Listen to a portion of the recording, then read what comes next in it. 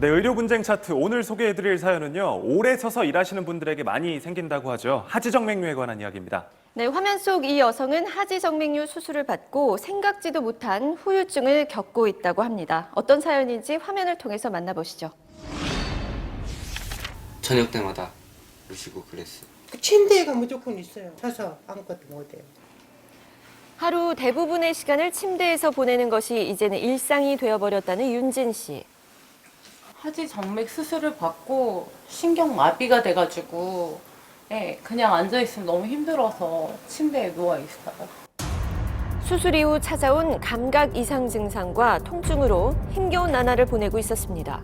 여기가 찌릿찌릿하고 이 위로 전기가 계속 통하고 물적신 플러그를 갖다가 이렇게 살에 댄 느낌이라고 해야 되나? 지난 1월 다리 부종과 근육 경련으로 전문 병원을 찾았고 이 레이저를 이용한 하지 정맥류 수술을 받았다고 합니다.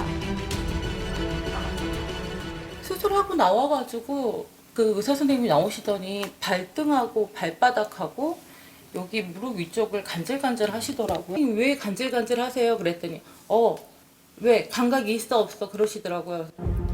수술 후 의사의 반응에 무언가 잘못되었음을 직감했다고 합니다. 대학병원 갔더니 신경이 돌아오지 않는다고 하셨어요. 수술을 받았던 왼쪽 다리의 감각신경이 반응을 보이지 않는다는 충격적인 결과. 오래 서 있어야 하는 직업을 가진 윤진 씨는 지금의 상황이 믿기지 않습니다. 서서 일하니까 다리가 중요하니까 어떤 수술이냐고 물어봐도 너무 간단한 수술이고 아무것도 아니라고 시간도 얼마 안 걸린다 하셨어요. 근데 하고 나서는 이렇게 안 좋게 될 줄은 몰랐던 거죠. 네, 참 안타까운 사연입니다. 근데 이 하지정맥류 하면은 저희가 좀 많이 들어봤던 질환 이름인데 막상 정확하게 알고 계신 시청자분들은 많지 않을 것 같아요. 어떤 질환인가요? 그래픽을 좀 보면서 설명을 드리도록 하겠습니다. 네. 자, 온몸에 우리가 정맥이 있고 동맥이 있는데 혈관 안에를 조금 보시면 피가 이렇게 흘러가고 밑으로 내려오지 못하는 구실이라는 판막이 이렇게 있게 되겠죠.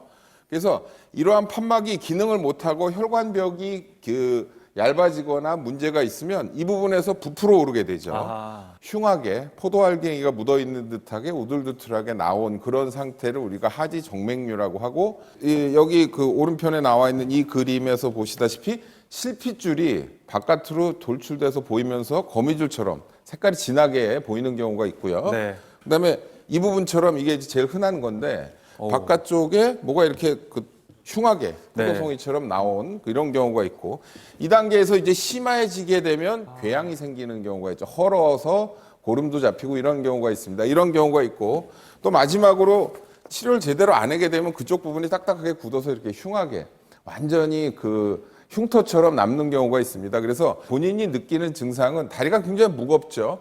오래 걷거나 서 있으면 더 심해지고 새벽녘에 종아리가 당겨서 생기거나 아파서 깨는 경우가 있고 이런 증상이 같이 있을 수가 있겠습니다. 사례자는 레이저 수술을 받았다고 이야기를 했고 병원에서는 하루 만에 퇴원이 가능한 좀 간단한 수술이라고 설명을 했던 것 같은데 어떤가요? 레이저 수술이 복잡한가요? 그리 복잡하진 않고요. 네. 그림을 좀 보면서 설명을 드리도록 하겠습니다. 자, 문제가 되는 혈관을 찾아서 거기다가 레이저를 쏠 수 있는 가느다란 관을 넣죠. 그래서 이 레이저가 들어가서 열을 내면서 저 뒤에 보이다시피 혈관이 좁아서 딱 붙어버리는 거죠. 그래서 튀어나온 혈관을 없애줄 겁니다. 없애줄 때 정말 직접 보면서 칼로 잘라내느냐 아니면 약물을 써서 없애주느냐 레이저로 지지느냐의 그 차이라고 할 수가 있겠습니다. 그렇군요. 네. 가족들은 이 수술이 진행된 이후에 신경이 손상된 것에 대해서 의료진에게 책임이 있다고 주장을 하고 있습니다. 가족들의 이야기 더 들어보시겠습니다. 가족들은 억울함을 해결하기 위해 형사소송을 진행 중이라고 합니다. 수술 전에도 아무런 설명을 못 들었었거든요. 이렇게 된다는 거를. 그냥 동의서 사인하라 그래서 사인만 하고 그랬더니 이게 만약에 안 좋아지거나 그런 케이스 없냐니까 자기네 병원은 그런 케이스 없다고 100% 다 좋아진다고. 병원에서는 이 사안에 대해 구체적인 답변을 주기 어려우며 법적으로 대응할 것이라는 입장. 가족들은 수술을 결심했던 지난날이 너무도 후회스럽다고 말합니다. 하지정맥은 사람들마다 또 간단하다고 한 게 생각도 안 했죠. 이렇게 몸부림치고 할 것 같으면 못 하겠죠. 하고 나면 무조건 좋아진다 그러고 다음 날부터 걸을 수 있고 흉터도 없고 그런다니까 기대에 찼었는데 그거랑 달리 이렇게 다리가 마비된다는 건 상상도 못했어요. 네, 가족들 입장에서는 이해가 가지 않은 부분이 좀 많이 있을 것 같은데요. 네. 수술 이후에 종아리 쪽에 이 감각 이상 증상이 나타났다면 이게 수술과 직접적인 연관이 있는 거 아닌가요, 박사님? 모든 수술에는 합병증과 부작용이 있을 수밖에 없는 것이고요.